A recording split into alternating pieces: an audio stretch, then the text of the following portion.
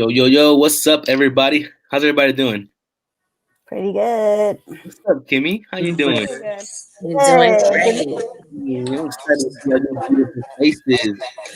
And my little one saying hi in the back. I see you. Cool. What's up, everybody who's joining us through Facebook or through YouTube? Um, really excited to be here with these amazing people. We got a cool little podcast, set up for everybody. Um, Really quick, my name is Javier Barraza, and I'm going to be one of your co-hosts for tonight. But before I go into introducing myself, I want to introduce my amazing co-host, Kimmy, and she's also going to briefly talk about, who FIA is and, the work that we do. Hey, everybody. It's great to see you. It's great to be together after this amazing election season. A little bit about FIA. We are Families in Action for Quality Education. We're a coalition of families, of students, of educators, of school leaders that are united around the cause of higher quality education for our Oakland students. We know for too long, for too many generations, public schools have failed certain communities. And we are folks from those communities who are standing up to fight for better schools for all Oakland kids, whether they be a district school, whether they be a charter school, whatever kind of school. We just know we need better schools. So really honored to be here. We believe in parent power. We believe in youth power. That's why tonight you'll be really hearing mostly from parents and youth who are courageous, intelligent, committed warriors in this fight for better education here in our city. Awesome. Thank you, Kimmy. And really quick, I'm also going to just talk about, the purpose of this podcast that we're having today. For the most part, we really just want, to have an open conversation with some of our amazing parents and youth. We've just finished this election work. And we now know, for the most part, who the presidential, how the presidential elections came out, and also for the local OUSD elections, right? So we really want to take some time to talk about those results. And also, we have to do something, it's kind of like the what's next, right? And we have to figure out how we're going to hold these elected officials accountable. So we also want to go a little bit into that conversation. And then also just what issues do we want to prioritize in Oakland, especially when it comes to the local OUSD and, how we're going to be able to, what issues we're going to bring to the table when we talk to these officials. So before we get started into the podcast, I want to talk a little bit about the data and, what we were able to accomplish as an organization with the support of our amazing parents and youth. I'm not sure if we're on that slide right now. Absolutely. I can pull that slide up for you. Javi, do you just want to say who you are, man? You got a great story. Oh, yeah, I don't want you to forget about just introducing yourself and your passion and inspiration. Yeah, definitely. Sorry about that. So for my folks that don't know me, my name is Javier Barraza, and I'm a youth organizer here with FIA. I've been with FIA for about a year now, and previously I was doing this organizing work with another organization. But what really pushes me, and I'll talk about this a little bit, is just the fact that we can build our students and our parents to become leaders. And they're natural leaders, but sometimes we just gotta give them some trainings, and then they're able to do the work themselves and advocate for themselves and go out there and speak their minds and have their voice heard. And I think that's what really pushes me to do this job.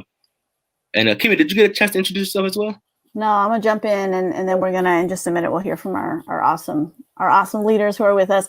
I've lived in Oakland. I was raised in East Oakland since I was 7 years old, and went to district schools here.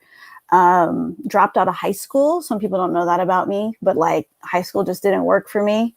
And I was a very opinionated, strong-minded young lady. And so I went and worked and thought I didn't need an education, and then really found I couldn't. It was really hard for me to progress, and I really wanted to go back to school. So ever since then, I've just been kind of unstoppable. But I went back to college, and I couldn't write an essay. We were just chatting about writing essays right now with our panelists, and I didn't know how to do that when I went to college. So I had to it was very hard for me. I had to struggle through that. And I don't want Oakland kids to be struggling when they finish high school. I want them to be set up for success.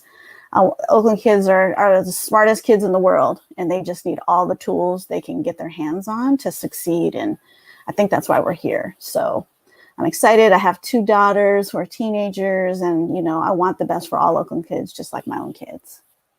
So that's me. That's why I'm here. Excited to be with you guys. Thank you, Kimmy. And before we introduce our amazing folks who are joining us tonight, I do want to talk a little bit about the data. Sure.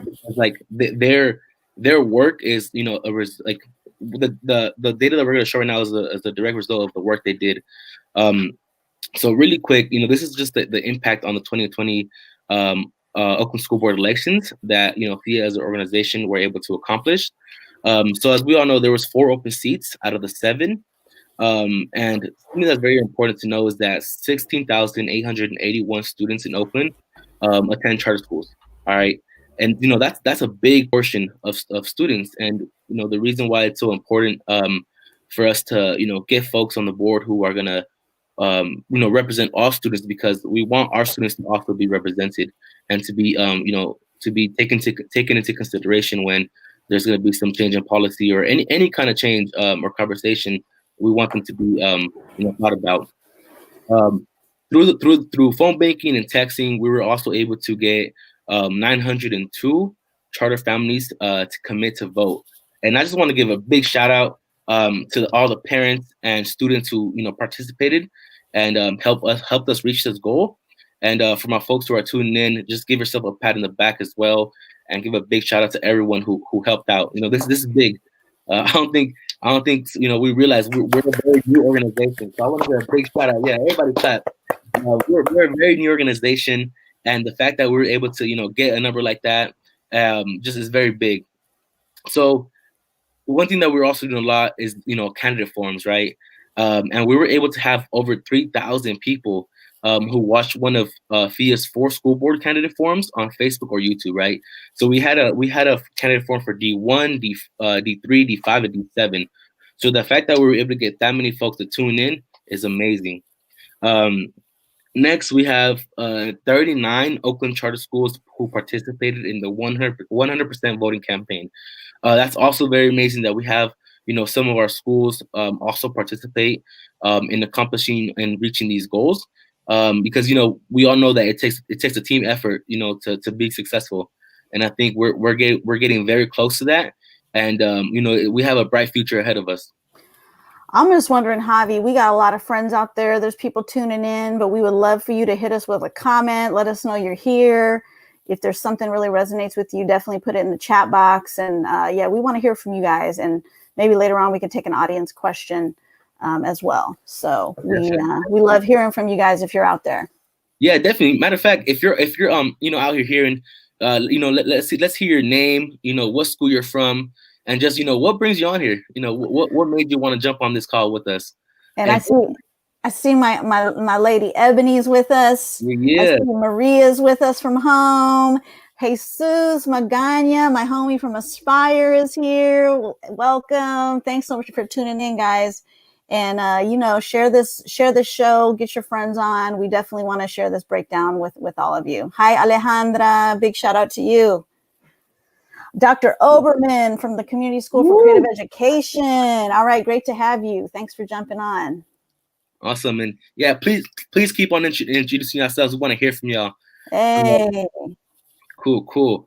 So yeah, let's just wrap up this data. That way we can get to the actual important thing, hear from our families, from our folks.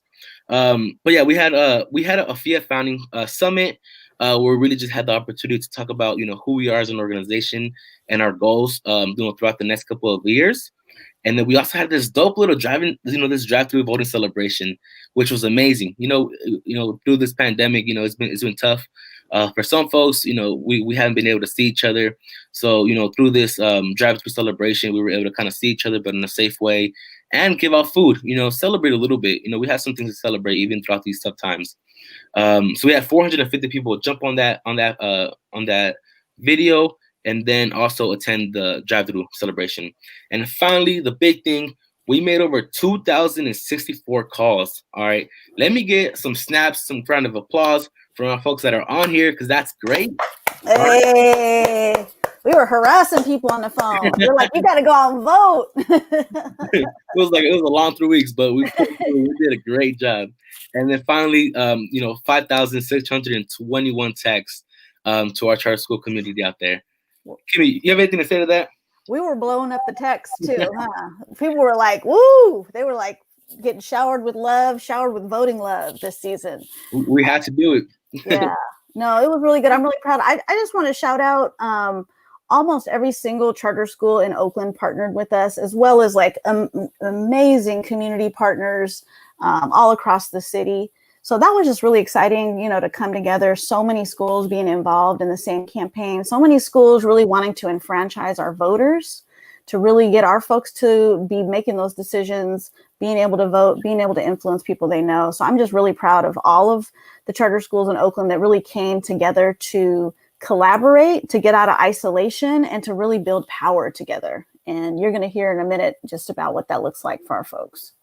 Yeah, definitely. And these accomplishments would not be able to, we wouldn't be able to do this with our amazing parents and youth. So now, finally, let's take a chance to hear from our folks that are on this call. And anyone can jump in first. We want you to say your name, your school affiliation, and why you are here, and why does your voice matter. All right, let's hear from y'all.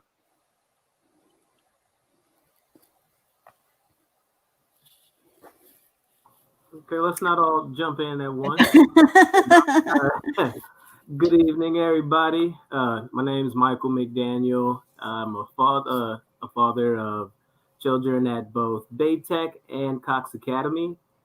I am a member of FIA because I firmly believe in the future of all our children, and that it takes the community and people from it to stand up and fight for that future in the right kind of way. Too often we have people that stand up in front of places with decisions, in places of power, and they don't actually speak for on behalf of the actual people in the communities that they claim to represent. That's right. So I'm trying to stand up and be one of those people and let them know that I'm here, my voice matters, and it's important. It's important that people hear from the people living in the community, dealing with the adversities of the day to day, and actually know what's best for their children. Trust me, I don't need anybody to speak for me, for my kids. I got that covered. Hey, that's right. That's right. Thank you. Can we get a big shout out to Michael? Hey. Thank you, Michael. All right, let's hear from one of our youth. Yeah, I guess I'll go next. Hello, everybody. My name is Carlos Rodriguez. I'm a senior at Lighthouse. I'm with FIA because like Michael had said, I want my mom to have the option of taking me wherever she wants. I don't want her to be limited to, you live here, you're going straight to Castlemont. She's heard stories of my cousins and other people of stories from Castlemont and other schools, and she was like, I don't want that for my son. I don't want that for my two sisters. And I want everybody to have the option to say, I want my son, my daughter to go to this school because I believe they're going to be the ones benefiting my student the most.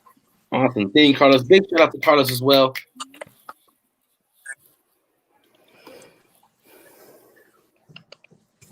Hi, my name is Felicia Jones. I'm a parent of a first grader at Aspire Triumph Technology Academy. And I am here because I had questions. And FIA was a platform that helped inform me as a parent of a child in an Oakland charter school, which now helps me to be an advocate. So that is why I'm here. And as Michael said, can nobody speak louder for my child than I can myself? And it's not just about my child. It's about all the children. It's about the youth that's on this platform right now that have stepped up and just showed their leadership skills. So it goes to show what the charter school community is putting in. It's coming out. We got the Carloses, we got the Stephanies, we got the Carlos, and it's showing that it is some good education coming up out of these schools. Yeah. We got to keep it going, y'all. Thank you. Hi, everyone. Good afternoon. My name is Stephanie Velasquez. Can you guys hear me? Okay. Yeah, so my name is Stephanie Velasquez, and I'm a student at Oakland Charter High School. And today I'm here, like always, just advocating for charter students' education. And I believe that all charter schools deserve equitable funds for education because education is the future, and educating our students is what will make our society better.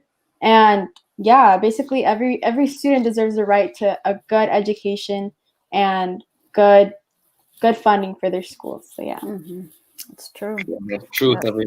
All right, Carla. Okay, hi everyone. My name is Carla Bonilla. I'm a senior at Oakland Unity High School, and I decided to join FIA because I believe in community reforming when it comes to education. Like Stephanie, I believe that every single child, regardless if they are in public schools or charter schools, deserve the same equal funding. I also have seen that I have not been well represented with the leaders that have been chosen before. So I choose to advocate and to support people who look like me and who have gone through the same struggles as me because I know that they have a good understanding of what we need and what will make our future better. Carla. Thank you, Carla. Cool. So really quick, I just want to give a big shout out to you, Five specifically, and also just the other parents and youth who helped us throughout this fall. We really did a lot of work, and yeah, we wouldn't have been able to do it without y'all and y'all leadership, and the work y'all put in was amazing. So I want to give a big shout out to y'all. Thank you. And okay, and Kim, you want anything to say before we move on? No, I think it's good. I think it's good. Is there just any from the panel, anything grab you on here that you feel proud of that you want to shout out to the folks, who are tuning in right now?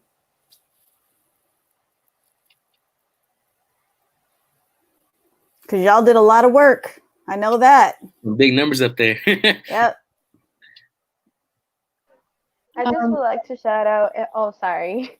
you can Sorry, I cut you Yeah. off. No, I would like to shout out everyone, students, parents, and the people at the organization that I worked really hard because I can say that it has somewhat paid off. It has paid off because we're able to see, the support from the people, and then there was more people that were informed about it. I know definitely, like personally, a lot of my family, because of this work and what I'm doing, were able to notice, we're able to get to know like what district voting was and who to like, who they should be looking out for and things like that. So I just want to shout out everybody that has been working really hard in this whole entire process. thank you, Carla. Adding on to Carla, yeah, I as well would like to shout out everybody from FIA and literally just everybody that was involved in informing other people about the elections this year, especially the local city government and the local district elections that were going on. I just feel like us going out this year, even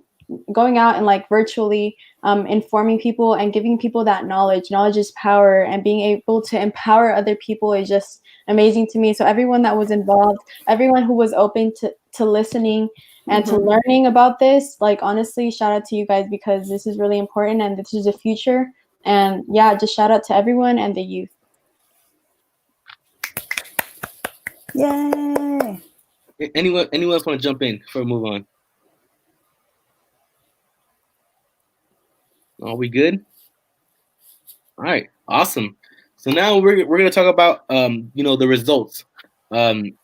So really quick, we're gonna start off with Oakland Measure QQ, which gives 16 and 17-year-olds the right to vote in school board elections. All right. So Measure Q will allow 16 and 17 years to vote, and it was passed. And in 2020 and 2022, Oakland youth will have the opportunity to vote in D6, D4, and D2. So this is something that's very important to know. And this is something that's been in the works for a while now, and I remember like hearing it a few times back then, and now that it finally passed, I'm excited about it. But what that means as well is we have to make sure that our folks know about it. We have to spread this news out. Like a lot, when we first started, a lot of folks didn't even know about these local OUSD elections. They didn't know about the candidates who were running. So a lot of people learned through the work that we were doing. Well, the same with this, we also have to make sure that folks know about this measure and the importance of it, because a lot of us will now be able to vote. A lot of our people will be able to vote. You want to take this one, Kimmy? Sure. So District 1, I know we have some Yuming people in the house. I want to give a shout out to my Yuming people who are with us. Yuming is in District 1, and they came out hard for just really supporting our Get Out the Vote efforts. So the top two in right now in District 1 is Sam Davis is in first place with about 16,000 votes. Austin Danhouse is in second place with about 11,500 votes. It looks like at this point, Sam is going to go ahead and win in District 1. It's not official or anything yet. The results haven't been certified, but just in terms of as we kind of look at the number of votes that are in, it does look like Sam has won. And so our families in our forum, voted very heavily for Austin when we kind of did the poll the night of the candidate forum. And so, we have a new opportunity and challenge ahead of us in terms of he didn't necessarily win. The folks that, had really appealed to our families and youth in the forum, it looks like Sam's going to take it. And so, that's what we'll be discussing tonight. What do we want? How do we want to build those relationships? What's important to us since elected representatives need to represent everybody? Yeah, exactly. And we can jump to the next one, Kimmy, as well. So for D3, we had, the two final candidates were Van Cedric Williams and then Maya Edgerly. I'm not sure if I said that right. But yeah, so it's looking the same. Van Cedric has a pretty good lead, and it looks like he's going to win it. And the same as Kimmy was saying, we have to make, our next step is, how are we going to build, be able to build a connection and find some kind of common ground, because it's still important that, our D3 folks are being represented as well. That's right. And D3 is like Ames, K-12 College Prep. I know they're with us tonight. Thank you for being here. I know Kip Bridge is in the house. Kip Rising is in the house. So we have a really amazing D3 school community as well. So shout out to you guys. And then D5. So D5 is pretty close to where I live. It stretches from the Fruitville all the way up to Glenview. And at this point, Mike Hutchinson is in first place with about 6,800 votes. Leroy Gaines is in second place. Again, it looks like the gap is a little bit too big. It looks like Mike is likely to continue to stay in first place and take D5. All right. And then last but not least, we jumped to my hood. So where are my D7 people at? Yeah. hey. So, for D7, yeah, our final two, finalists were Dr. Cliff Thompson and then Ben Tapescott. So it's looking about the same. For first place, Dr. Cliff Thompson is up a good amount of votes, and we just got to continue on, creating a relationship with him as well, and make sure that as a community, we're in full support and just want to make sure that he the same thing, we hold him accountable and that he's taking all both traditional public schools and charter school families into consideration when making these decisions. But yeah, so this is our these are our results, and we're gonna talk about this right now. But again, we had one accomplishment, which is still pretty good when it comes to the candidates who were elected. All right, cool. So now let's get into the questions, right, Kimmy? Let's do it. Yeah, let's do it. Cool. So before we talk about the local OUSD elections, I know we were also all very nervous about the presidential elections. Yeah. So I don't know about y'all, but I was like checking out the news like damn near every hour, maybe like trying to see what was going on. So I do briefly want to talk about the presidential elections. See how are you guys feeling? There's been a couple of things in the news that's been going on, different protests and a lot of crazy stuff. So I want to hear from y'all. How are y'all feeling about the presidential elections, and what's next? How do y'all feel about it?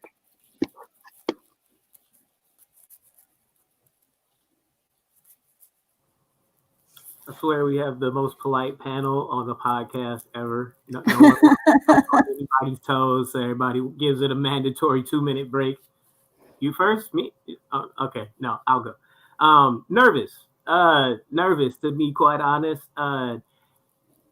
this election was the lesser of two evils. There wasn't like, hey, this guy's gonna revolutionize it, or hey, maybe this guy will stop all the hate monger stuff and be a decent guy. No, there was none of that. There was none of that. Either way it goes, it's like you can dig into Biden's past and find, points and times where he's standing up in front of Congress being extraordinarily racist. Sure enough, the man, he is a classic case of people can change, and do change if you give them the opportunity. He's not that guy anymore. But you can't ignore the fact that it's kind of the lesser of two evils. We don't exactly know if he's going to repair the economy. All we do know is he's not as bad as the guy that was in there, we think. And so it's up in the air. And honestly, he's got to have a chance first. We got to have the other guy, step down and be like, all right, here are the keys to the pink Cadillac. Yeah. But before that happens, it's so much limbo. And like you were saying, there's so much unrest, all of the rioting, that's going on. Like, it's like counter rioting to everything that we just got done protesting to. It's the most baffling thing I've ever seen. We got people like they're out there like, oh my God, Trump lost and how could you? And back to white power. And it's like, dude, did Floyd just not happen? So an election takes place and all of a sudden you were never on our neck. Oh, right. Okay. Yeah. So nervous. For sure. I agree with that. Somebody just want to jump in? I think it definitely was very nerve-wracking with this whole situation because, as Michael was saying, a lot of people were noticing or like were looking for the response to the protests and the mass violence against Black people. And so I feel like that was definitely like a factor that people were looking to be answered. And again, just as we are going to hold accountable, our district leaders, we're going to hold accountable, our future president for what we want. I feel like especially now, our voices are being heard more. I've definitely seen a lot of more like young people voting and like sharing their voices. So I feel like that should be like a good factor to, where the presidency might go. Yeah, what direction, yeah. I think it's promising. As Michael stated, you don't know what the return on the investment will be, but it's very promising, the results, from my perspective. But I'm really interested in seeing what's going to happen next and giving Biden a chance to deliver on some of these promises and hoping that some of these things are seen in our communities. But we're in for a ride, needless to say. Yeah. You want to finish us off? Oh yeah, I definitely do agree with everybody. It was really, it was really overwhelming to try and figure out who's gonna win, but the end result was good, I guess. Like, we weren't celebrating that Biden won; we were kind of celebrating that Trump was out. And I think now we kind of just have to, like, the candidates that we have in our district, we have to hold Biden accountable for all the things that he said he was going to do, like the violence and everything, like the public safety and everything. So kind of just holding these officials that we elected accountable for everything that they've promised us and like everything that all the plans that they've made for the future and for the better. Yeah, for sure. Can I just chime in really quick before we? Yeah. I mean, how do you feel? Well, I got a lot more excited when Kamala jumped on the ticket, because I was a little worried about Biden. He's pushing 80, and, but he got himself a healthy, smart, powerful woman of color, as his VP. And I just, that for me really won me over. It was like just a super point of pride. She's from Oakland. She's from the Bay Area. So I'm proud of her. I'm really giving Kamala a huge shout out, and I want her to represent us well. But I love women who like thrive and do their work in a man's world and just don't take no prisoners and just, move on. So I was really excited about that. I thought that was a great choice for Biden. And then I totally agree about like voting against Trump rather than voting for. I mean, I personally was like, maybe I need to leave the country maybe this isn't where I belong. You know, when we were in that waiting period, I was like, well, this is just, I just don't understand Americans if they're going to reelect this guy. I really don't, you know? And so, you know, for me, it was just exciting to see a place like Georgia. And I want to shout out Stacey Abrams. Mm-hmm. Like, she just turned Georgia out. And she said, there is some injustice here. Black people are being denied the right to vote on a systemic level. And she hit the ground. She hit the grassroots. And they worked for years and really, really went door to door and really changed that. So that's the inspiration I'm really taking away of, like, major change is possible. You know, we are the ones we've been waiting for. You can take a place like Georgia that you didn't think was going to go Democratic, and when you get out there and really connect with the people, you can really make a huge change. So that's some of the inspiration I'm taking away. And go Kamala. Thank you for, you know, being buddies with the with the guy, because he's up there. Mm-hmm. Yeah, I definitely agree with all y'all. And I really like to Stephanie's point. That was both to get him out instead of Biden get Biden in. Yeah, and like Michael's saying, I think there's a lot of things that you can pick out of Biden that, you know, aren't really that good. But I feel like it's a good place to start, and I feel like it's hopefully a good place to start also to, you know, start you know, bringing more unity into our nation. You know, we're at a time where it's like extremely divided, and I think we need to, you know, slowly start working back to, you know, building more connections with folks who we might not usually talk to. And I think it's just, this is hopefully this is a place to start. That's all I gotta say. But cool. So now let's you know, let's steer into the local elections. All right. And I know that we're you know, I think we lost Carla because of bad connection, and also Carlos, but let's just keep on going for now. I really want to hear, like, you know, how do y'all feel now that we know the results of the local OUSD elections?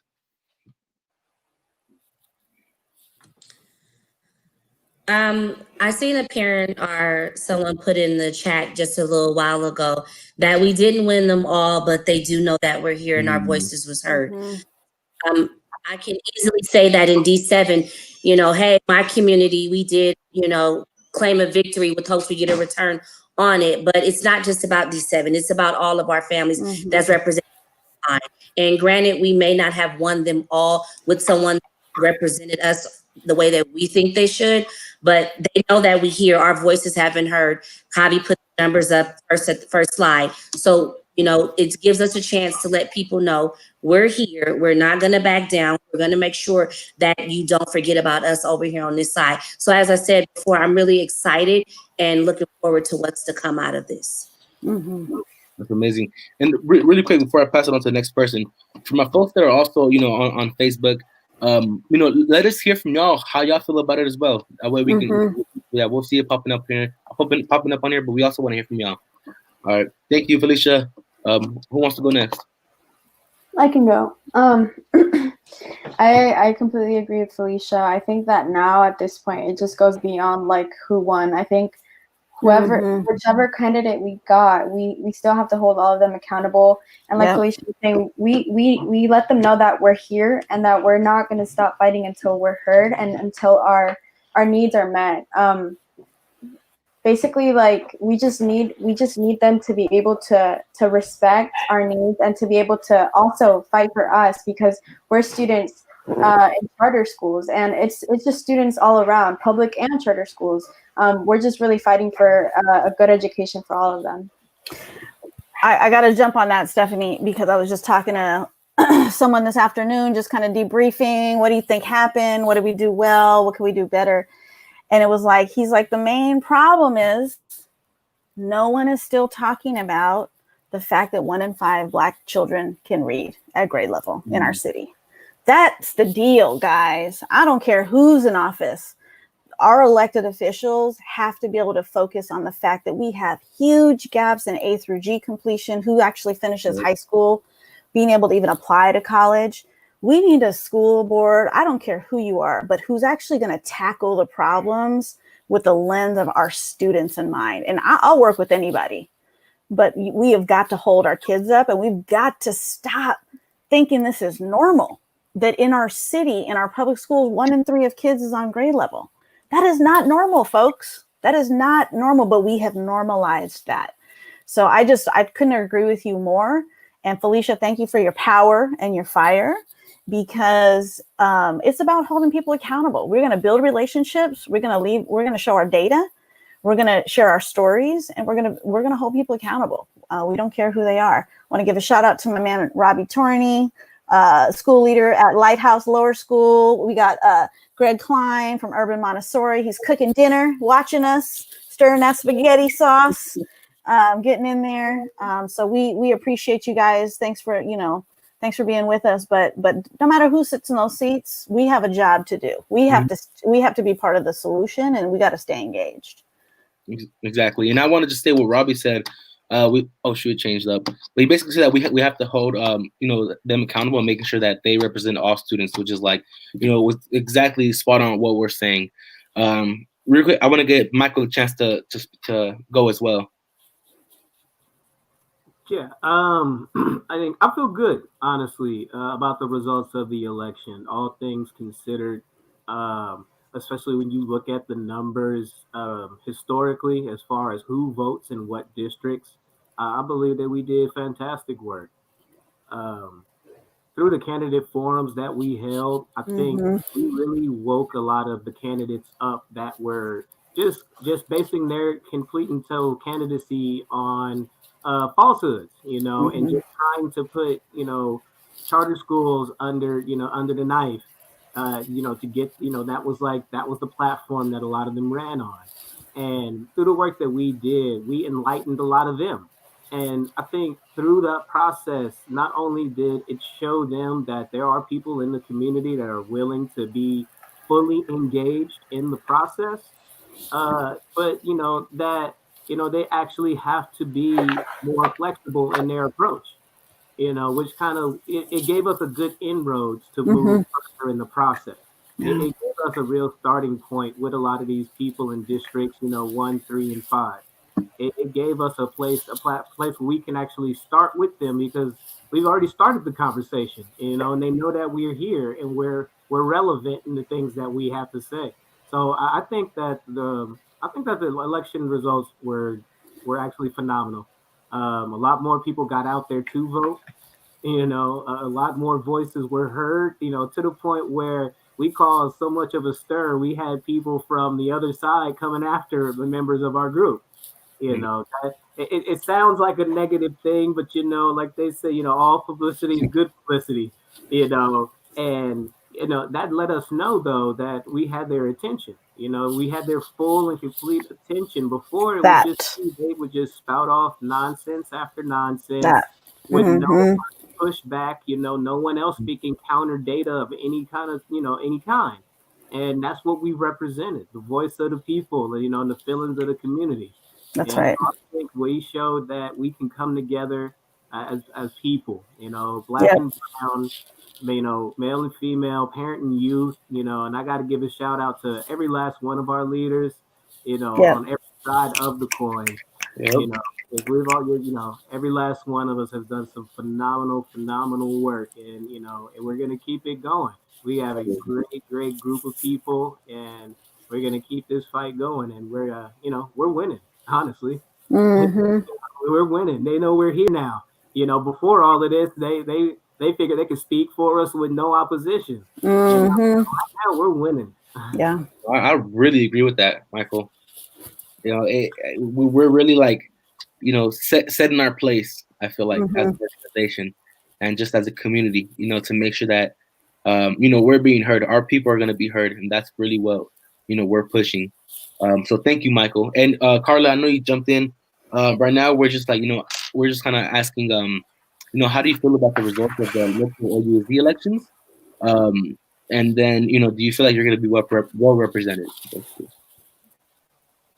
I think that, like I said before, whoever won has to be held accountable, that it is not about, like making the gap between public and charter schools bigger. It is serving every single kid, regardless of where they choose to go to school, regardless, of their different opinions. It is about serving every single kid, whether, it is I don't know, it doesn't matter. Like, it shouldn't be made a difference. It's for the benefit of everyone, it's for the benefit of the future, because obviously, like, the people who come like after us are the future of not only Oakland but also the world. Um, and I Mm-hmm. feel like they should be held accountable what they said, and they should be serving the people. And I feel Mhm. like if this is what they are working for, if they are working towards having everyone have the resources they need to be able to excel their academic skills, then I feel like I can be well represented. Mhm. Awesome. Kimmy, you want to jump in and say anything? No, I think that's a perfect segue, because I think what we want to talk about next is really what's your input. Let's say we have the new school board sitting here, the 4 new members, the 3 returning members.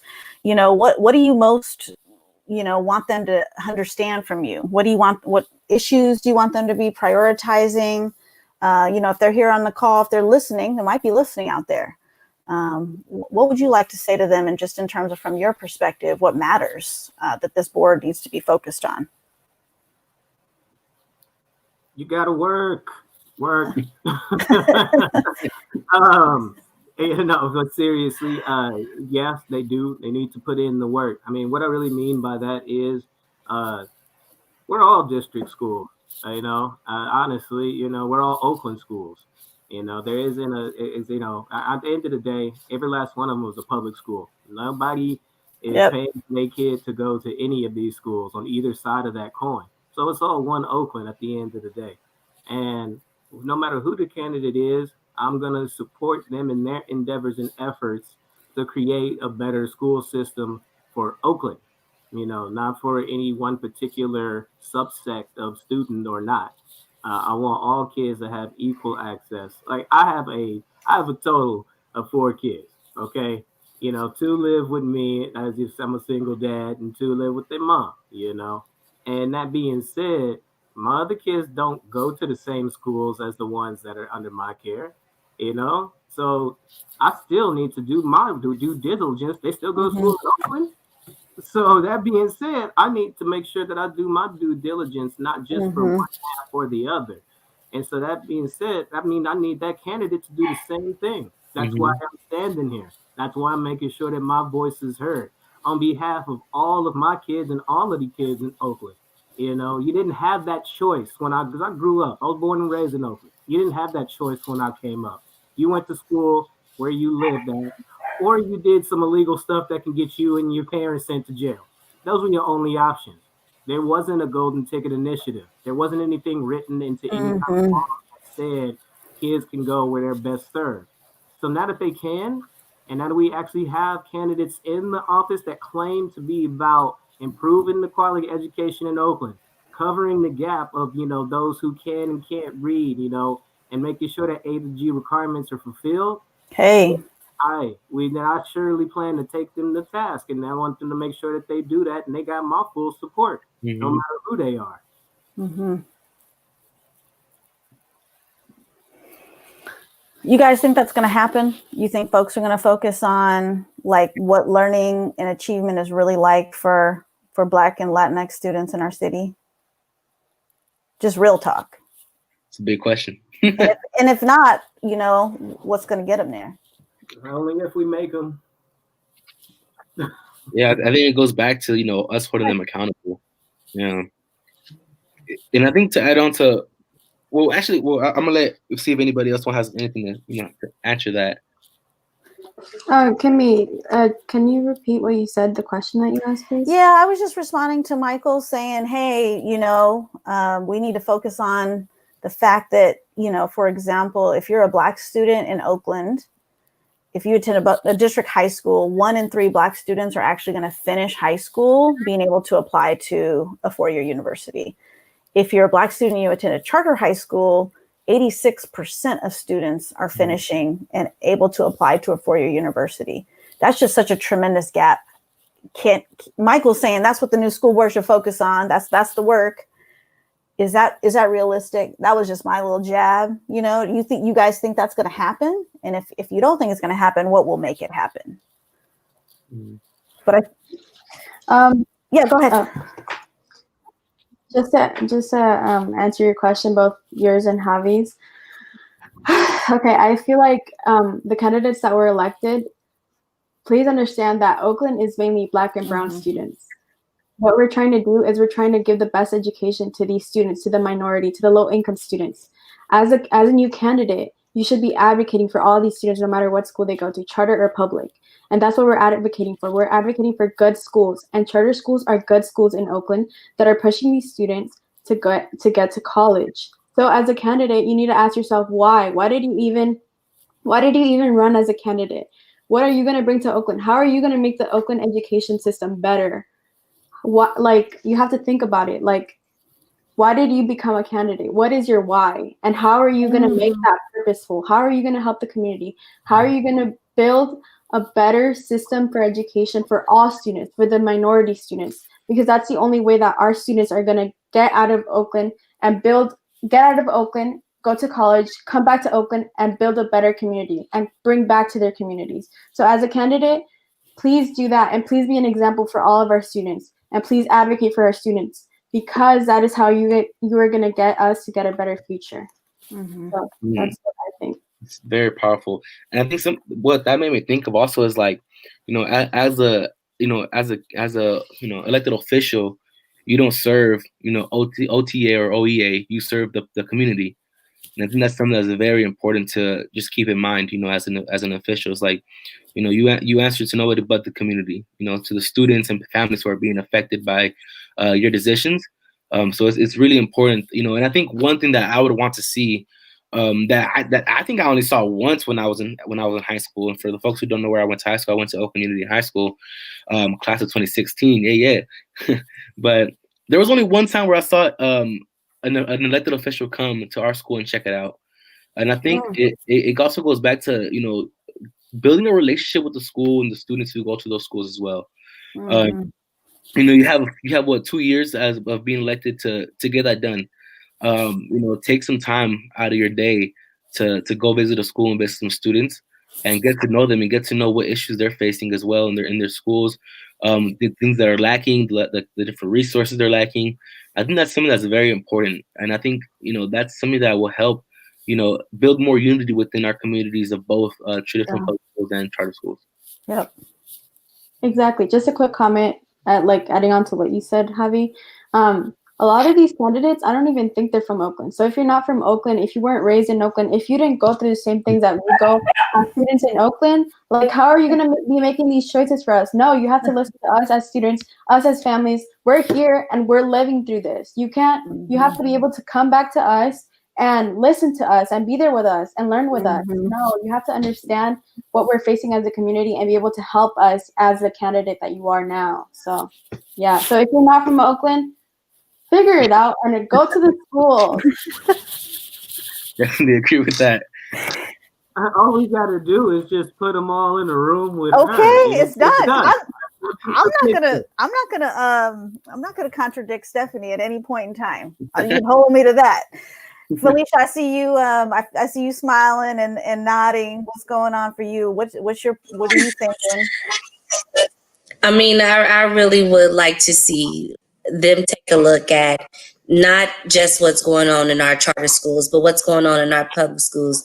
Because for some of us on this podcast right now, we didn't get the luxury of having a charter. We were in that public school. So there are some people that are still in those public schools in our family that really need these same resources. So I can say, these people are advocating, these people are stepping forward. What's happening in these schools where 86% are being, pushed to go to college versus the ones in the OUSD schools? How do we shift the pendulum and make sure that all kids in Oakland get the same opportunities? Yeah. So we need it. We got to hold them accountable. And like you said, the reality is keep putting it in their face that, 1 in 3, the reading is not at grade level. The reality is this has to change. Absolutely. It's still right there. And to add a comment to that, I feel like that's something that we can all agree on. Like, you don't have to, you can be on either side and agree that that's not right. Like Kimmy was saying earlier, that shouldn't be normalized. So, we have to, as a community, we have to figure that out. And also just a school board as well has to figure that out. Yeah. And Carla, I want to give you an opportunity also just speak on this. I 100% agree with Stephanie. I won't call out the district just because I do not want to be that forward. But there is one district that, the candidate that is leading is not even from Oakland. And, they may look like us, but they don't understand our struggles. They don't have kids in their schools, but they still have a say on, who should be sitting there and who should be representing us. And I think that is just unfair. I think, it's very upsetting because we don't have people who understand. There are people out there who are struggling, educationally, that are struggling. There are schools that are struggling financially because they Mhm. are being labeled as the enemy. They're being labeled as preferring this over that. And I think it is just beyond unfair that there are other public schools that are, not academically there, but that are getting so much funding. And there are other schools that are succeeding academically, but they are lacking funding. And I feel like if they can just work on making that gap, smaller, realistically making it smaller, it is not about, making that gap smaller. It's not about making, your preference Yeah, on charters or that's right. publics. It is just working for the people. And I feel like that is the one thing that they should be working on because they are there to represent us. Mhm. They are there to represent our struggles, and they are there to, figure out how to fix them, solve them, basically. And I feel like this is the one thing that should be like their main focus. Yeah, Yeah. absolutely. I think for B Carla, like I'm so tired of talking about district schools versus charter schools. I work for the public district for 14 years. I gave my heart and soul as a teacher. I was a coach, as a principal. I supervised the entire region of East Oakland elementary and middle schools. There's so many good people working in the district system, and there's good schools in the district that are really succeeding. I want to talk about that. It's like I don't care. And ultimately I left the district because I found it was very challenging to get things done with the bureaucracy and the politics. And when I went to Aspire for 5 years, I found we could really get things done for kids. My mind was blown. I had no idea. I had misconceptions about charter schools when I went to Aspire. I really did. And I saw we served the same kids as we served in my East Oakland region when I was in Oakland Unified. So it's just like, that's just not the argument. And I appreciated Dr. Cliff Thompson when he called that out in one of the forums. He's just like, we're having the wrong conversation. If we're sitting here arguing about, do you support district or charter school? That's just the wrong convo. We're not having that convo anymore. We're going to talk about how are all of our schools serving children, and what can we do so that more of our schools serve our most underserved students way, way better. And so it's just like, to me, that's the conversation I want to have.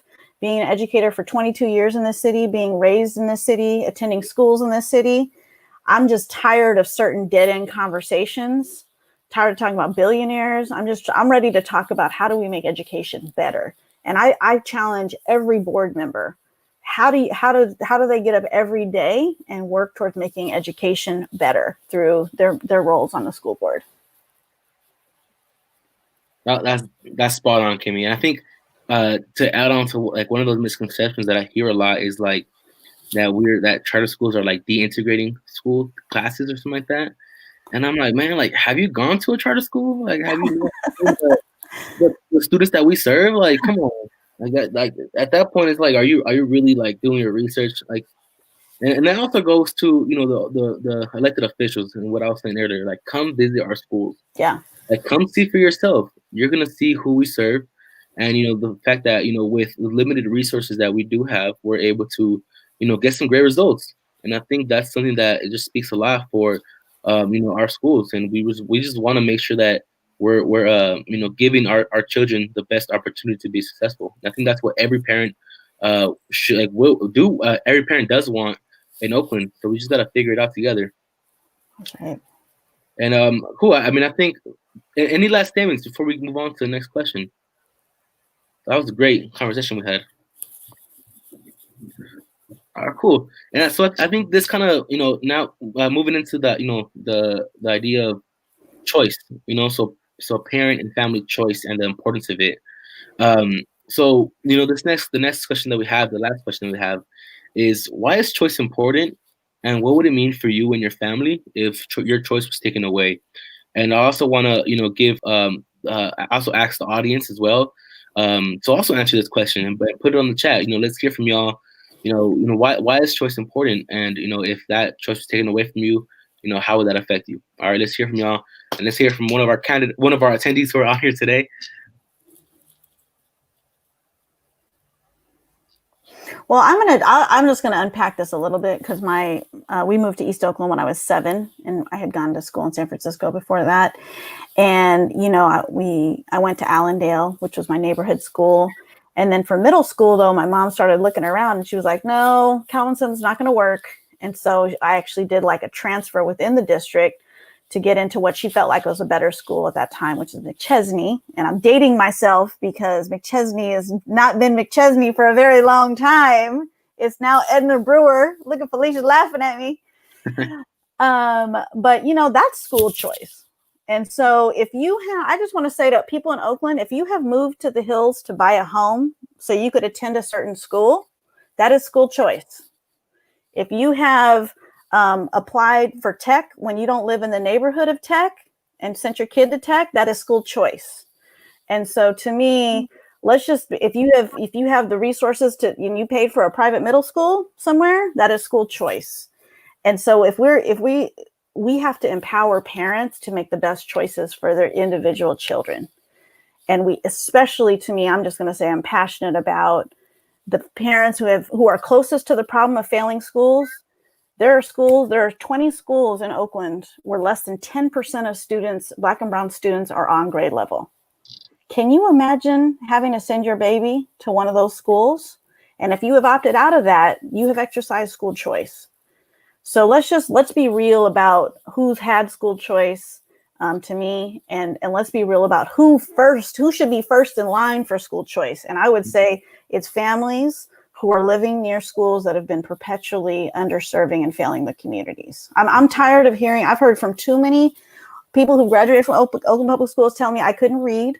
I got a diploma and I couldn't read, or I'm not ready for college. That's what's got to stop. And I think that's where we have to really emphasize the importance of our family's agency in being able to make the best decisions for their children. Like Michael was very clear, and I think he started us off tonight. No, doesn't need any help with that. As a dad, he's got his decision locked down.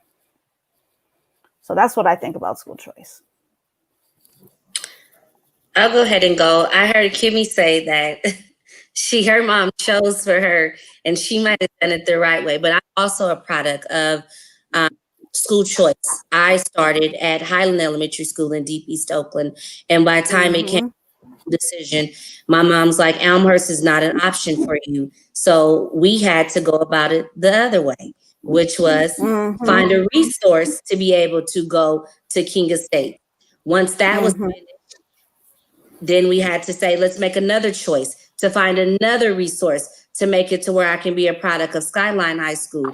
And we're at the time now where we're trying to raise our children with integrity and making them the most responsible individuals we can. So we have to have choice so that we're not doing it the way that I was brought up, which is, no, this one's not an option. I'm going to go about getting you in another school, and it is not the way that it should have been. So choices are important, and we have to be able to have a choice. One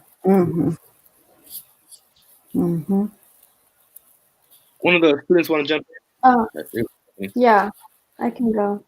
Yeah, I definitely agree with Kimmy and Felicia. I think everything is about making a choice. You're always making choices in your life, and I think when it comes down to education, you should absolutely have a choice. Like you should have a choice as a parent to choose where you want to send your child. As a parent, you know what's best for your child. You know where you want to send your child, where your child can get the best education. And when you have that choice, you're able to do that. But if that choice is taken away from you, you're basically taking away the ability to give your child what's best for them. The ability, it's like almost taking away your child's food, your child's knowledge, their brain food. Like you should always have that choice. And I think that it's really important for us to keep advocating for having choice and being able to send our students and go where we think we're best suited. So yeah, choice is everything. Thank you, Stephanie. I can go really quick as well and just talk about my experience of while working with other students and kind of hearing their stories as well. Mm-hmm. Even 2 years back, we were still talking about this issue, right? The choice. Um, and like I said, I'm from Oak Community High School, and it's a very like community oriented school. There's students who legit, and I see Carla not here because Carla goes there. But there's kids who legit walk to school. They live a block away. I knew one of my old pals who lived across the street. Two of my students who just graduated last year who lived like across the kind of like a block away at most. So a lot of students choose to go to these schools, not only because they're good schools, but also because they're very close. A lot of students have a lot of students' parents are working. They're not able to take them. They're not able to take them to school in the morning. Uh, Mm-hmm. it's just the option of there being a school around the corner for them to go to. And I remember asking them, what would happen if that choice was taken away from you, right? And for a lot of them, it's they would have to wake up a lot earlier, take the bus, to Skyline or to Castlemont, whatever school was in their area. But it would just be a whole mess if they didn't have that choice. And besides, them being in a school where they would feel, less acknowledged because of the school size, the class sizes, or just they feel like they would be lost in that public school system. There was a lot of reasons why choice is important to them. And I know there's so many other students who also are experiencing that and who would feel that same, like who also be just it wouldn't benefit them for their choice to be taken away. Yeah. Carlos, oh, Yeah. oh, Go ahead, Carlos, Michael. I know you just jumped up in, Carlos. I just wanted to let you know the question that we're talking about right now, which is, why is choice important, and what would it mean for you and your family if your choice is taken away? Well, thanks for having me back. My power went out. I wasn't able to get it back up. It's the Actually, due lights, to the Carlos. Facebook Those Live, lights. yeah, Those lights everything. overloaded the fuse, man. I'm here now, and to answer the question, for a choice, I feel that at least for me, it gives me more opportunities. I know from my friends' experience, what my counselors told me, what teachers told me, is the students at other schools aren't being helped as much as they should. Since Lighthouse is like there's 66 seniors in my high school. I know there's other high schools with like what 200, 300 seniors. I'm like, I don't know how you can get like one-on-one help with a teacher if you need help with something. And our counselors, especially for college and advisory, they're the best. Any opportunities that come my way or that are available to me, always Carlos, Carlos, Carlos. Oh, I know Ashley needs her PE credits. Oh, I can put you into here. Oh, I know Stephanie wants to be engineer when she's older. Mm-hmm. Oh, here's an engineering program, and there's an Yep. entire list. Do you want Yep. it paid? Do you want it non-paid? At different options, and it just opens up just having the choice to send your student to this school, whether they're more like sports orientated or if they're this school, depending on what they can offer for that student. And it just, if you take that away, you're basically taking away their freedom to say, oh, my student wants Mm-hmm. to go there, I want to send my student there, and you're taking that away from them. Mm-hmm. Basically, where to start? I personally think that uh, you know, family and parent choice is one of the more important and more powerful building blocks in not only a child's life, but also that family. Mm-hmm. I'd say that because oftentimes in life, you know, there's so much that you feel like you don't have any control of, and you don't have a choice but to resort to whatever is available. Half the trouble we find ourselves in life is because of that feeling, that we don't have any other choices.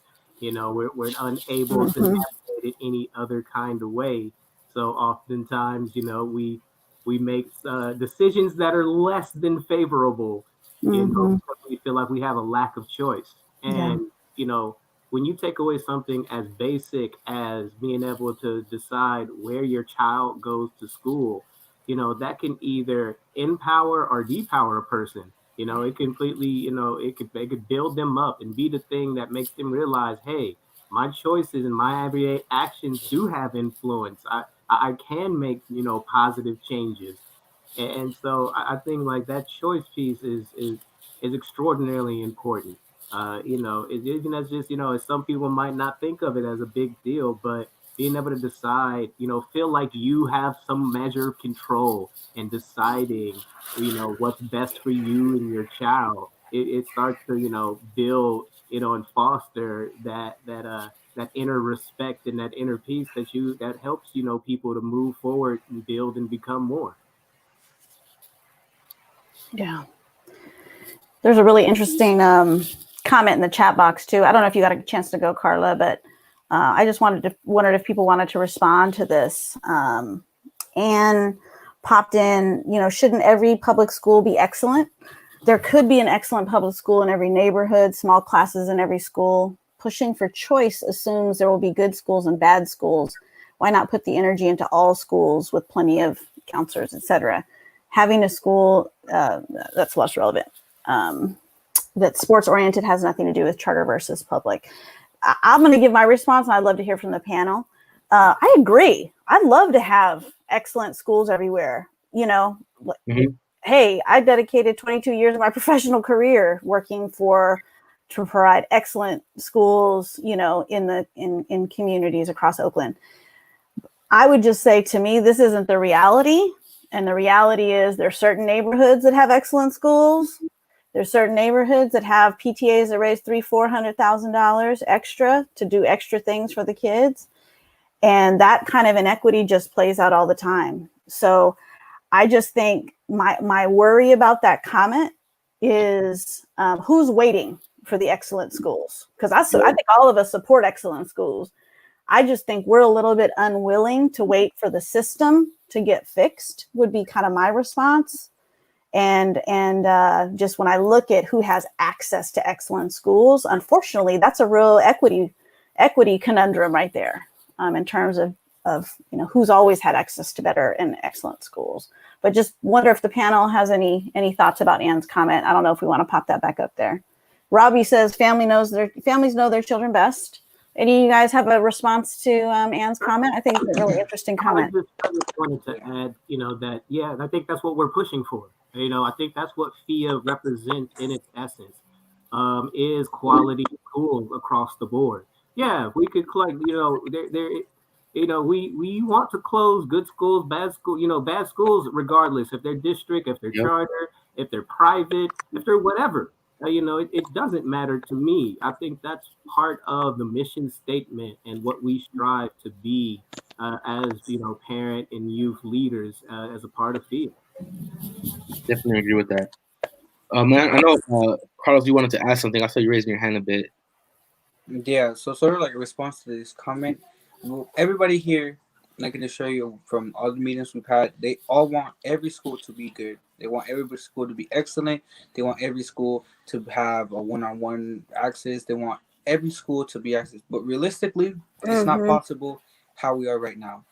It's not realistic for my mom when she was enrolling my younger sister to be like, or me or my younger sister to be like, oh, let me wait a couple years until all the schools are good. Let me wait until Castlemont, there isn't fights there every day. There isn't drug deals every day. There isn't people getting assaulted. There isn't people getting flunked out. There isn't people who don't know what A through G requirements are and can't apply to college once they graduated. I don't understand how people can still be here say, oh, we should support every school. Every school supports the same. But it's not realistic. You can see the 10 best performing schools, the 10 worst performing schools. Why would you want to support all of them instead of keep on supporting the ones who are servicing the students the best, who are having all the examples to lead? Why would you want to say, oh, all schools this, all schools that, when it's not realistic? The worst schools out there are the district schools. I'm not saying all of them are bad, because there are good ones. But you cannot sit here and comment saying, oh, we should focus on all schools. When chartered, are the ones doing a favor to students in Oakland. District schools are doing disservices. I have plenty of friends who have graduated, who are still in school. I ask them, "Oh, do you have all your A through G credits? What's your GPA?" "Oh, I don't know. My teacher doesn't tell me. Oh, I can't speak to a counselor. I have to wait 2 weeks." And I'm like, "Oh, that's weird." I send a text to my college counselor. I get a response in what, 30 minutes, 40 minutes, because my school is actually benefiting the students that are in there. It's not doing me a disservice. So if we focus on all the schools saying, "Oh, all of them do the same thing," it's illogical. Yeah. And Um, I, who's gonna Go, jump in? Stephanie. I was just gonna add something real quick. I completely agree with Carl. Well, I agree with Carlos on what he's saying. I think that it's it's it's not realistic to have every school be a perfect school or like give enough funding to every school. Like the reality is that our school system isn't supporting the students as it should. We have so many schools that aren't benefiting our students. So why would we continue to try to support those schools when we should focus on the schools that are helping their students? And those schools could be a reflection of all the other schools. We should be funding those schools that need more funding and that are doing a good job at educating every student. It goes way more beyond like like let's say you're right. We should have like a good school in every neighborhood, right? But let's say that that school is a charter school. Why can't we fund that school equitably? Like why like what if it's not a public school? Like why can't it be a charter school? Charter schools are schools that are allowing students to get a good education. So if that school is a charter school, then we should also support that school. If it's a public school, we should support that school. But if it's a school that isn't benefiting our students, why should we continue investing in that school? There should be a reformation of that school, and there should be a reformation of the school system. And it goes way beyond like trying to get every school to be perfect. We already have this like disparity of schools that are good and bad in Oakland. So we should focus on the schools that are good and have those schools be the leading example and reflection to all the other schools. So yeah. I know Carla has to go, so I want to give Carla. I still want to continue on this topic. There's, I think we still have a lot to say on it, but I don't know Carla. I know Carla does have to go, and I want to give Carla the opportunity just to make have a closing statement. So go for it, Carla. Okay, yeah, sorry, I have to go. I have something else to do, but I totally agree with Carlos and Stephanie. It is not realistic to say that every school is going to be a perfect school. I saw a comment too from the same person saying it's not realistic to have healthcare for everyone. That is a whole separate topic. We're here to talk about education for our children in Oakland. And honestly, I just feel like I agree with Stephanie, like schools that are exceeding academically should be supported and are not being supported. Um, and one school is the one example is my school, right? We are doing well academically.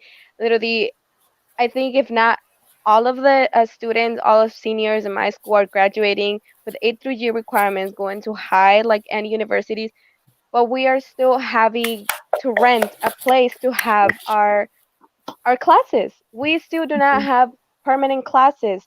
We still have to have classes, in a rented space. Why? Yeah. Because we are not getting support from the district. We're not getting support from all of these people who said that they look like us and are going to defend our issues. So my point is that if I do not have a choice, I would be going to school that it's not supporting me, that I would not have the A through G requirements that I do. Javi was given a great example, and I feel like I can be one of those examples. I have to go when we were going to school physically before COVID, I would have to take the bus and go on the bus for about 45 minutes realistically to go to Mm-hmm. school. But why? Because I chose to go there. Because the schools that were surrounding me at the time were failing. And the schools that I was supposed to go, I knew that was not the best choice. My parents did not agree with the school I was supposed to go in. So this was my choice. And if that was taken away from me, I cannot even imagine where I would be academically. I cannot even imagine where I would be. I wouldn't be able to, be eligible for UC, CSUs, even private schools. I would not be eligible for all of these opportunities that have been open to me. Why? Because I had my choice in education. Mm-hmm. So just quickly before I leave, I just feel like we should be working towards, you know, achieving for everyone, regardless of their color, regardless of their gender, sexuality, whatever, is for everyone. This is the reason why we do the work we do, Yeah. especially with FIA. It is because we are trying for charter voices to not be drowned like they have been in the past. We are trying for them, for them to listen to us and to know Yeah. that we are here and that we are not going to back down regardless of what it comes to. And that we are not the enemy. We're advocating for the resources and the support of every single kid, regardless of public or charter schools. That's Yeah. it. Okay, I'm done. Thank you Go, for Carla. having me. Drop the mic, Carla. She just dropped it. Threw it down. Thank you. Yeah. All right, Thank thank you you so so much, much Carla. for joining us tonight.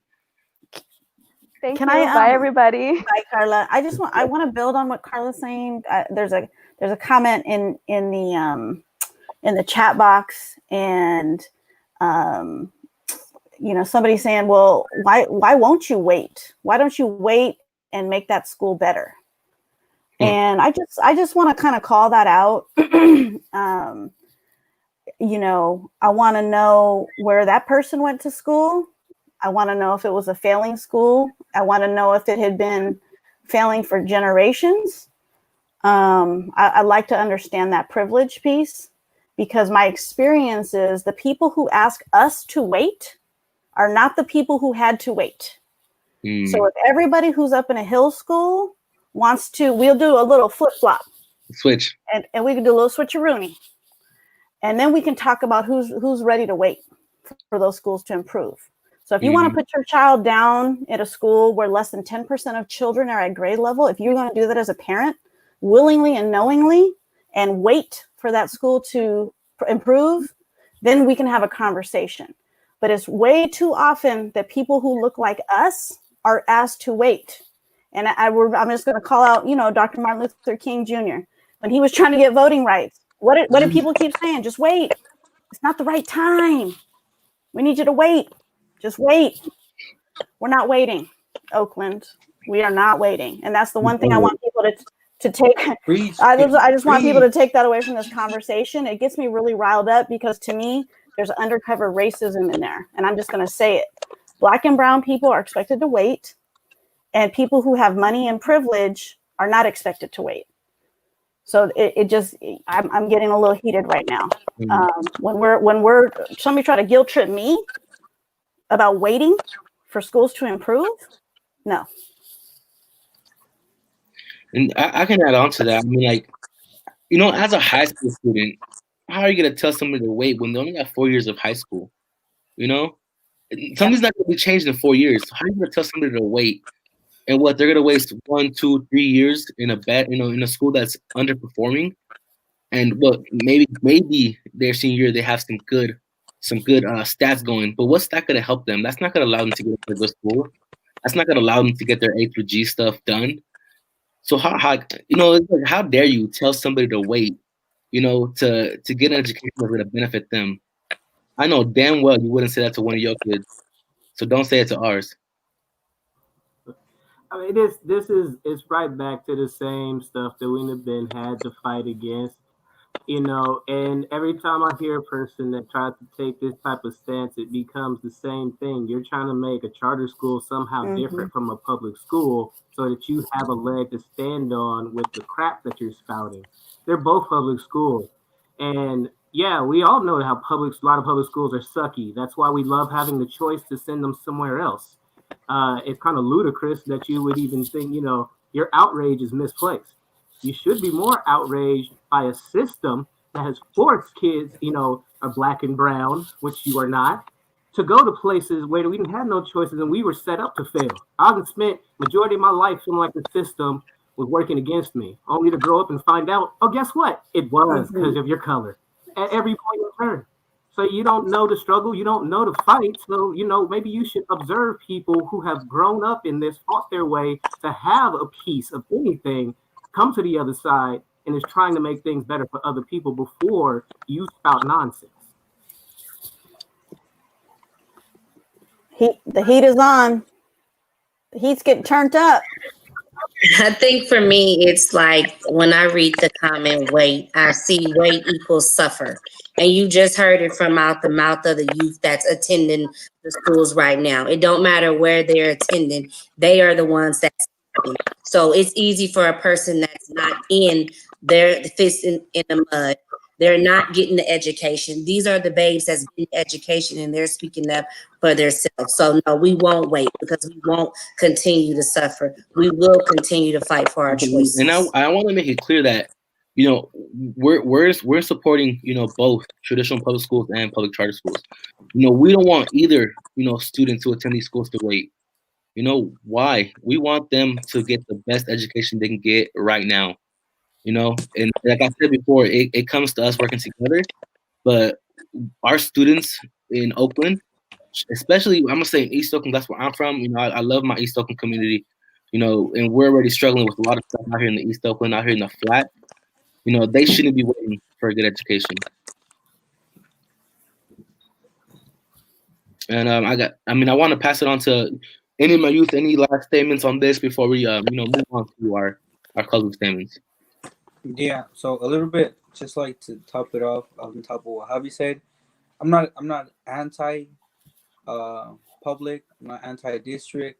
I support any school, regardless of who attends there, why they attend there, if they are supporting their students. I honestly don't care who you are, where you're from, or anything. If you choose to attend a school and it's helping your students, by all means do it. But why would my mom be forced to send me to Castlemont, which isn't going to help me when she could have the choice to send me to Lighthouse like she has? And it just seems like you're, would I say, out the loop about what happens in these public schools, about what happens after they attended, not only necessarily in there. It's just weird, and it like dumbfounds me how you're able to speak on my experience, my friend's experience, my younger sister's experience, all of our experience when you don't live that. It's not realistic for you to say, "Oh, I know exactly about what you're talking about and what you have to live," when you don't. So before you try to speak about my experience, educate yourself. I'm not saying you can't have an opinion about it because everybody's opinion is important. Just educate yourself about what happens and what we have to live through every single day of my life and what will happen after I exit those schools for my kids, my grandkids, my nieces, my nephews, and all of the generations after me. Yeah, exactly, Carlos. I completely agree with you. I think that like there should be no reason why uh, a person should try to invalidate our experience as students or invalidate like where we choose to go to school. Like no, we should always have that choice. Um, and yeah, I think that it basically all goes with having that choice to know where you want to send your student. I have siblings that go to public schools, and I go to a charter school myself. It goes beyond like we should be past like the whole charter school and public school. Like charter schools are public schools, like people were saying in the comment section. Um, yeah, it's basically just about giving students the best education they can get and giving that choice to parents to send their students wherever they feel like their students are going to get the best education. Um, yeah, so yeah, it's about giving the students the best education that they can get and the most resources that will help them succeed in the future and help them become something in life. Am I coming Awesome. out? Thank you. No, you're good. Okay. And I think that's a great place to wrap up this question. I think it got very hot towards the end, but it's the conversation that needs to be had. Yep. There's things that need to be said and things that need to be understood. So I really appreciate everybody in this conversation in the chat. For asking those questions in the comments. This is a conversation that we just need to have. So before we wrap up this podcast, this conversation. I want to hear some closing statements from my folks who are on here still. Through this conversation, what is one thing that really stuck with you the most? I want to hear from y'all.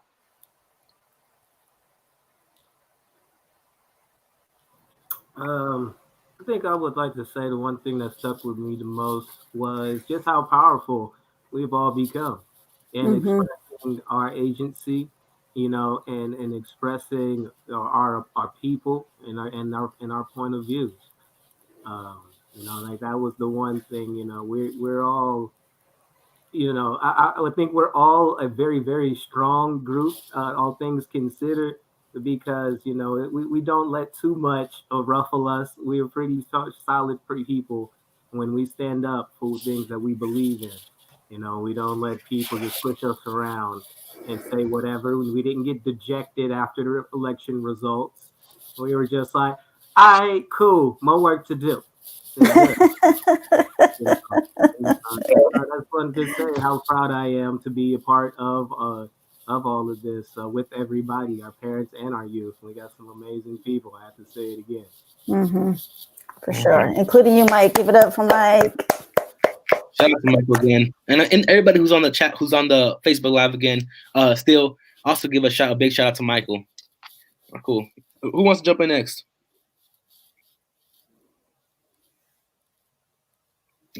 Stephanie, how about you take a shot at it? I didn't.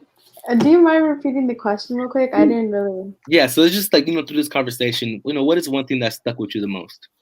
Oh, okay. Well, I think everything stuck with me. I love you guys. I think that I'm really happy that all of us are out here. Everyone who's on the live, everybody who's on here, thank you for being present and for listening in and for joining us and for just being able to hear what we have to say, because our voices are important.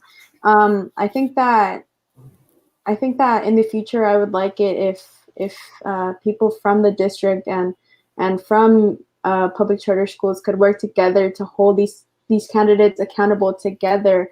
I know that our youth, I have a lot of friends from the district that they understand the struggles that charter school students go through, and I myself understand the struggles that they as district students go through. So I think it's a battle that we're facing together against a system that isn't working for us as people of color. And if you're a person that has a lot of power, who's in a position of power, you should be working to help improve these communities. We want a progressive society that's always improving. We don't want to keep going backwards. We don't want our students to not be going to college. No, we want to see change in our communities, and the only way that we're going to see change is by improving our school systems and working together. So yeah, that's all I have to say. Thank you. Awesome. Thank you, Stephanie. Alicia, let's jump to you. I would just say that for me, the takeaway, my favorite part of this is that it's time for us to lace up our boots and keep on fighting. Getting ready to go into our second leg of this, which is our Winter Institute. So it's time to go ahead and take on what's next. I would also say, if it's anybody that's out there, this is your first time hearing about FIA, or you jumping on and want to know a little more about FIA, or I want to get involved and help us continue to fight for all schools. Yes. Look us up. Yes. Get involved. We are here. For sure. Yes. Thank you. Carlos, man, I'm not sure if he's still on there. Yeah, my bad. It's because my sister needed something from her room. All good. Yeah. I'm here. So right now we're just giving like a closing statement. Yeah, so let's just, through this conversation, what is one thing that really stuck with you? Stuck with me is we still need to educate everybody. That's if anything, that's one thing I want to say. Please educate others, and don't be afraid to ask, to be educated, or do research on yourself, so you won't look ignorant. Okay. All right. That's a pro tip right there. All right, Kimmy, you want to take? Yeah. I feel like couldn't agree more with everybody. Just like, what an amazing group. I remember Miss Ringwald telling me about you, Felicia. Like, oh, I got a great parent for FIA. She's amazing. She's such a great leader, and I just feel so honored to just like be surrounded by so much amazing leadership and feeling the power. And Robbie from Low Stars giving you guys a shout out. It's like, you guys are very inspirational. You're very powerful. And I think that's what happened for us over these last couple of months is we actually came together in a very short amount of time and we really started to feel our power. And once you feel your power, there's no going back from that. There's no waiting. There's no postponing. You just are ready to go. And that's what I feel from our team is just, no matter what trials and tribulations we come up against, we are ready to go and we're ready to keep fighting. And so I'm super inspired. I'm really proud of this community. I'm just shouting out Angel Moncada. One day she's going to be a FIA leadership fellow as well. She's with us. She's an absolutely amazing parent. And she works at Aspire Triumph. Oh, so you know her, huh, Michelle? So just I'm so proud of our community. Let's go. Let's do it. We ain't waiting. We're definitely not waiting. Definitely not waiting. Please don't say wait to me again. We're definitely not waiting.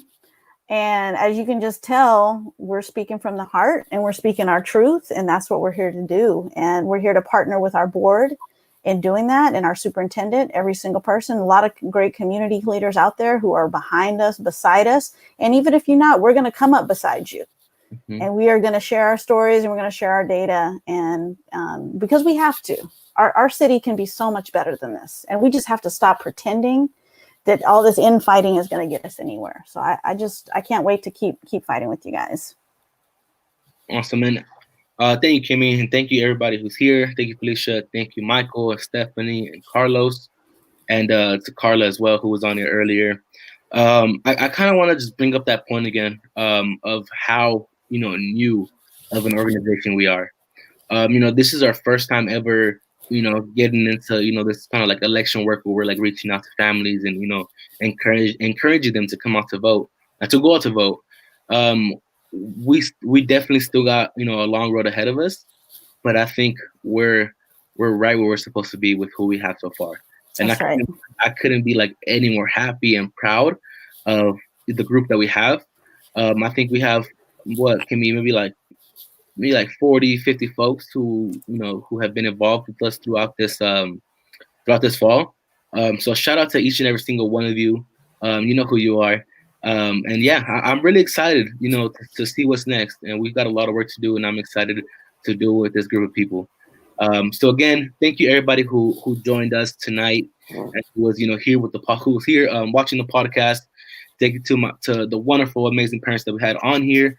And yeah, let's wrap it up. Thank you, everybody. Thank you, Javi. Thanks, everybody. Javi, you did a great job. Appreciate you. Thanks, everybody. Thanks, Carlos. Thank you, guys. Love Thank you, everyone, for family. listening. Thanks, guys. Good night, all. Good night.